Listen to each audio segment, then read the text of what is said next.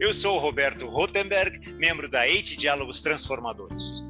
A minha intenção nesse vídeo é continuar a trazer um pouco da sabedoria de cada um de meus parceiros, pois hoje eu trago aqui a primeira pessoa que me apresentou de forma tão impactante a importância de falarmos sobre os malabarismos e dificuldades que temos quando exercemos em nossas vidas o papel de pais, mães e profissionais.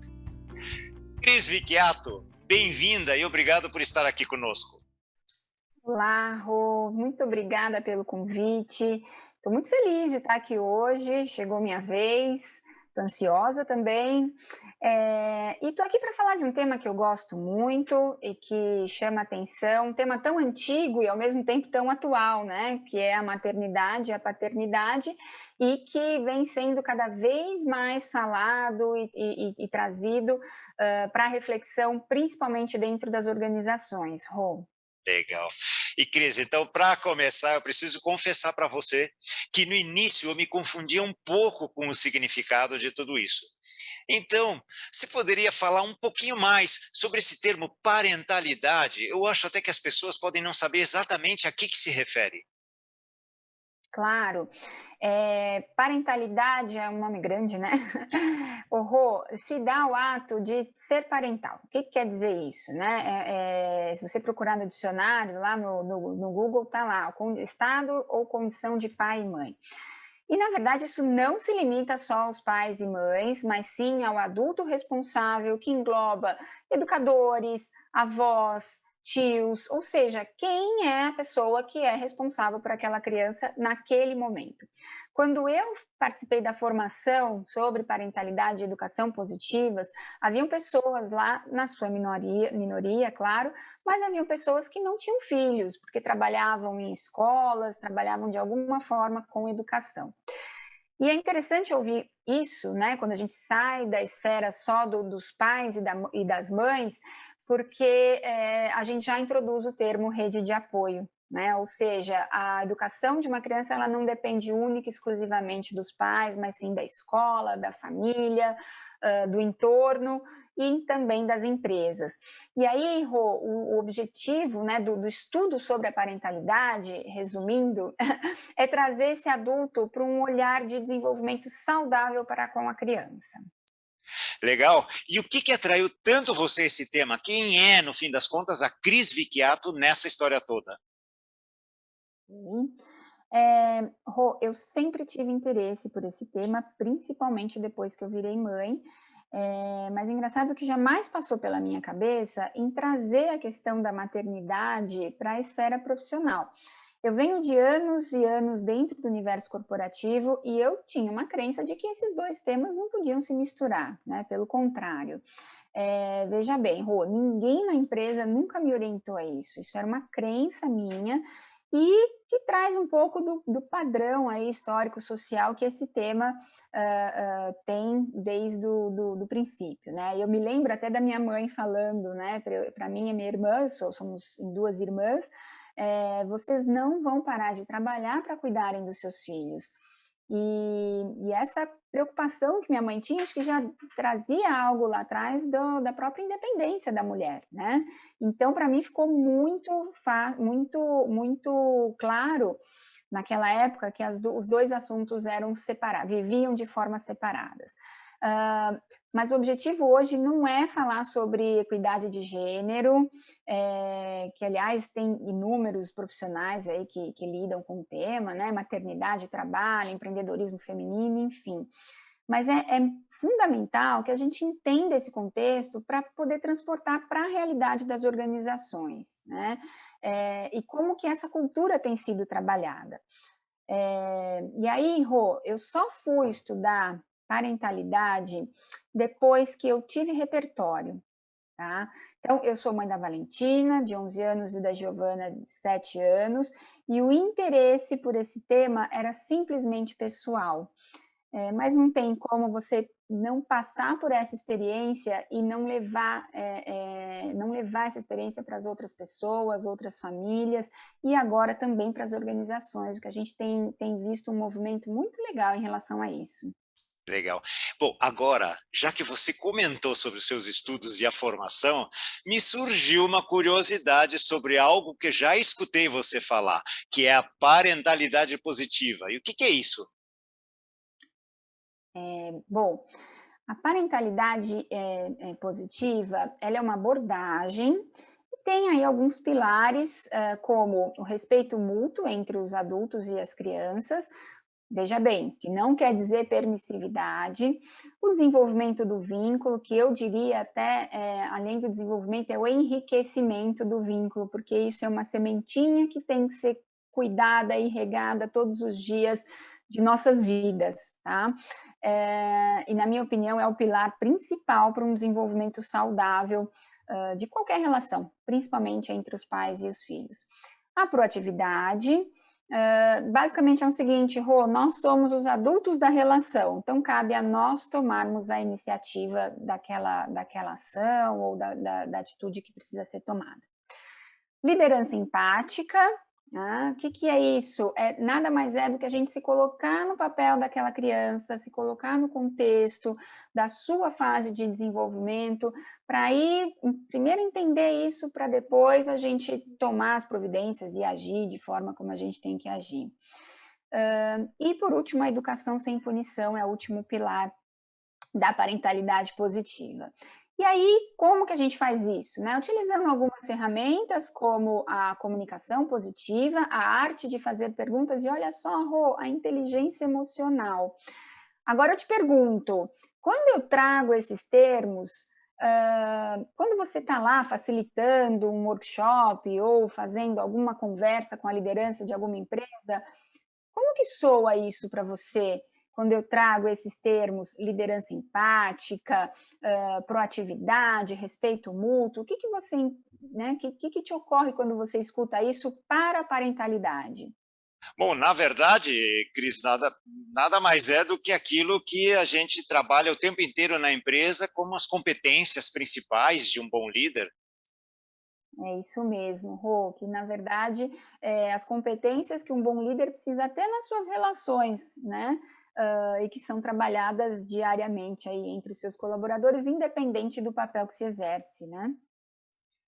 Uma das questões que a Cris fala me chama muito a atenção. Falar de parentalidade envolve muita gente. Tem os pais, tem os filhos, mas cada vez mais cresce a importância na participação das corporações e instituições nessa questão de vida dos seus profissionais. Cris, então trazendo um pouquinho para a prática, como é que você atua com esse tema dentro das organizações? Bom, vamos lá, Rô. Nas empresas, eu acho que o primeiro passo são conversas diagnósticas, para depois a gente fazer workshops de sensibilização sobre esse tema, seja para as mães, seja para os pais, mas principalmente para os gestores e líderes daquela organização. E aqui, Rô, vou trazer uma informação bem bacana. As empresas nunca se interessaram tanto por esse assunto numa esfera adicional somente às mães. Ou seja, a gente tem visto muitos movimentos de empresas que aderiram à licença paternidade, por exemplo, né, um desses movimentos, seja de um mês até o período máximo de 6 meses.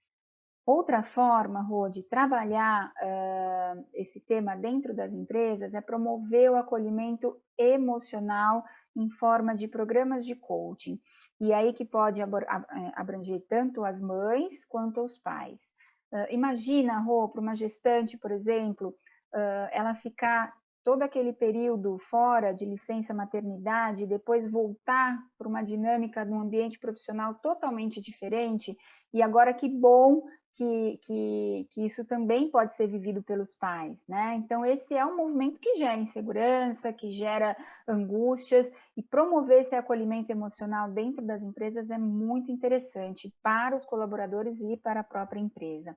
Por fim, Rô, existe uma dinâmica muito rica onde eu utilizo o co-desenvolvimento, que pode ser usado, aliás, que nós todos aqui da EIT trabalhamos bastante, e que pode ser usado com grupos de pais, grupos de mães, grupos de gestores, Enfim, por que que ela é rica? Porque ela traz a reflexão de uma situação específica com diversas perspectivas, onde o grupo todo contribui. Olha que interessante, o primeiro grupo de mães que eu trabalhei o codesenvolvimento, que aliás existe até hoje, tá? A partir dele se criou uma rede de apoio tão unida, tão empática, e o curioso desse grupo é que, apesar de falarmos sobre a maternidade, né, que foi a maternidade que nos uniu ali como grupo, as abordagens são diversas, como relacionamento, profissão, autoestima. É claro que a gente fala sobre parentalidade em si, mas de uma forma, né, onde a pessoa traz aqui todo o seu repertório dentro do tema de parentalidade. E, bom, essas são algumas formas e tem, claro, cada cliente tem uma demanda específica, tem um momento específico e a gente pode fazer essa conversa aí para ver o que se adequa melhor para aquela empresa. Cris, mas agora eu fiquei curioso em entender como é que esse tema pode ser aproveitado e trabalhado com os colaboradores de uma empresa. Rô, vou trazer aqui um contexto que eu tenho ouvido muito dos pais e mães durante os meus atendimentos. Todos eles precisam de uma rede de apoio para ajudá-los nos cuidados com os filhos. Todos eles são demandados por tempo de qualidade pelos seus filhos e abrem, na sua maioria das vezes, né, abrem mão de tempo para cuidado de si próprios. As mães e agora os pais, no período de licença, têm as suas funções substituídas por outros profissionais. Imagina que difícil isso, né, Rô? Você sair e quando você volta, como é que vai ser a reintegração para o seu posto de trabalho? Existem situações, isso já foi uma demanda para nós também, aqui da EIT, e aí no caso específico das lactantes, onde a mulher tinha que extrair leite no carro, na garagem, né? Ou seja, não tinha um lugar adequado para extração e armazenamento de leite. Os pais também trazem bastante a queixa que eles precisam se ausentar para acompanharem seus filhos em consultas médicas, principalmente no primeiro ano de vida da criança, né? E por último, Rô, que eu tenho ouvido muito e que agora está começando a mudar, né, com a questão do modelo híbrido de trabalho, é a questão das opções de trabalho flexíveis, né, que permitam que os pais e as mães estejam mais presentes aí com seus filhos. Muito bom, Cris, mas eu me imagino no lugar de um líder. Que benefícios eu traria para a minha organização se eu trouxesse essa mentalidade de que as estruturas familiares fazem, sim, parte do todo dessa minha organização? Bom, a primeira coisa que me vem à cabeça é a questão do vínculo, ou melhor, do estreitamento desse vínculo entre empresa e colaborador, que pode gerar maior motivação e maior comprometimento com a empresa. E a gente sabe, né, Rô, o quanto que o engajamento dentro das organizações é benéfico para os resultados.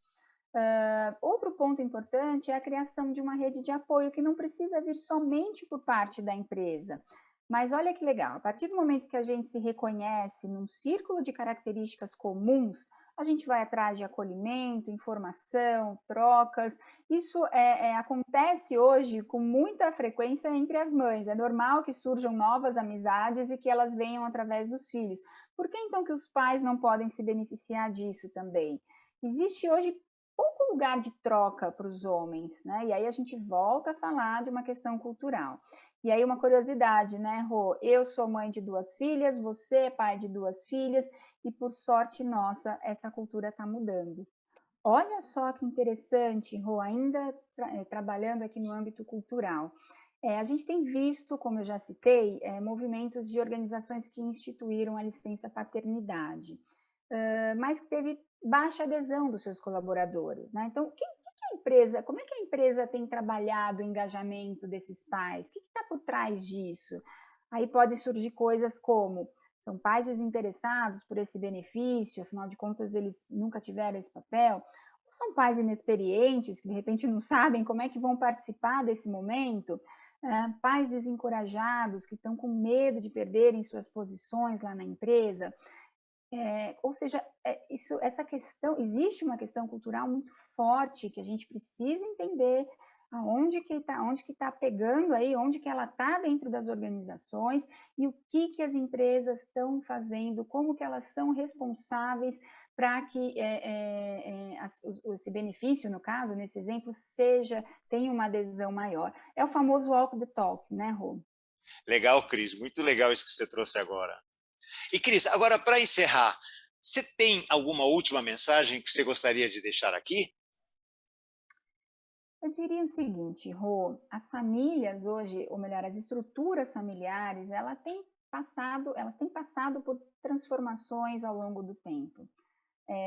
Assim como os pais hoje, eles têm muito mais acesso a informações sobre a paternidade e a maternidade, e além disso, Rô, os filhos também têm muito mais acesso, as redes sociais estão aí para provarem o quão diferente a realidade que os nossos pais viveram é diferente da nossa, né? E aí, eu diria o seguinte, esse estilo de vida e essas necessidades, aí eles não só mudaram para as famílias, mas também como para o entorno como um todo. Então, a mensagem que eu deixo é que essa reflexão, ela precisa acontecer, não tem como fugir, ela precisa acontecer, seja dentro e seja fora das organizações. Esse é o maior benefício que a gente pode deixar para as próximas gerações. Cris, obrigado pela sua participação, mas principalmente por você ter nos alertado o quanto podemos ser muito mais felizes e produtivos quando vivemos integralmente toda essa nossa essência como seres humanos e temos as nossas empresas ao nosso lado nesse processo. Eu agradeço muitíssimo pelo convite, foi um prazer estar aqui com você e falar sobre o que me deixa mais feliz, que é levar para as pessoas a possibilidade delas entrarem em contato consigo mesmas e aí sim trabalharem o desenvolvimento dos seus filhos e de todas as suas relações. Então, a alegria é toda minha de estar aqui com você hoje. Foi uma delícia a conversa. Legal. E muito obrigado a você por ter separado um espaço em seu precioso tempo para estar conosco nessa conversa. E se quiser saber mais a respeito do tema e de como lidar com a realidade da parentalidade na sua empresa, entre em contato com a Cris e com a gente na Eight pelo site ou por nossas redes sociais. Seja virtual ou presencial, vai ser um imenso prazer tomar um café com você. Um beijo e até a próxima. Esqueci de desligar meu celular, peraí. Desculpa, eu te botei numa fria. E errei. Tá, porque ela traz... Ai, Rô, tá batendo a porta aqui, você viu? Tá, O vento? Eles fazem, sim, parte de tudo. Nossa, como saiu errado esse português. Pra pôr no making off no final.